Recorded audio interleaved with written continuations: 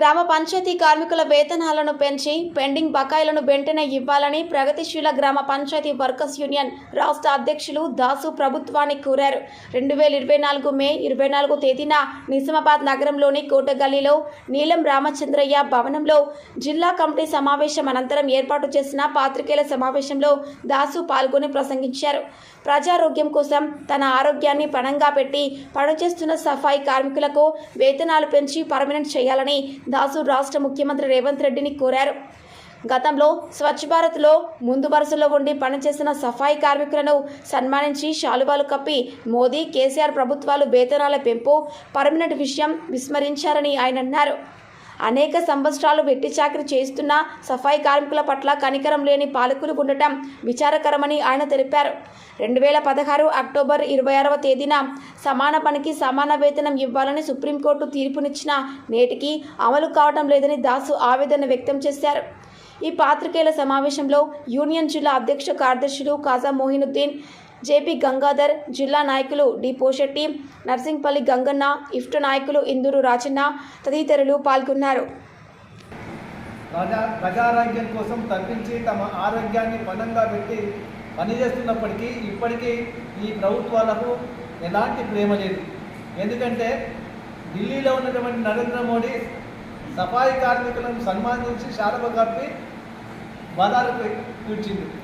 గతంలో ఉన్నటువంటి కేసీఆర్ ప్రభుత్వం సఫాయి కార్మికులే దేవుళ్ళని చెప్పి వాళ్ళ జీవితాల్లో చీకటి నింపారు. ఇలా కొత్తగా వచ్చినటువంటి రేవంత్ రెడ్డి ముఖ్యమంత్రి గారు మేము కార్మికుల అండగా ఉంటామని చెప్పి అనేక మాటలు చెప్తూ ఉన్నాడు. ఇప్పటికే 6 నెలలు అవుతుంది.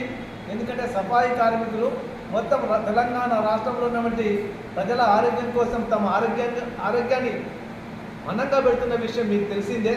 గతంలో సఫాయి కార్మికులు సమ్మె చేస్తే వారికి మద్దతుగా కాంగ్రెస్ పార్టీ కూడా సంఘీభావం తెలిపింది.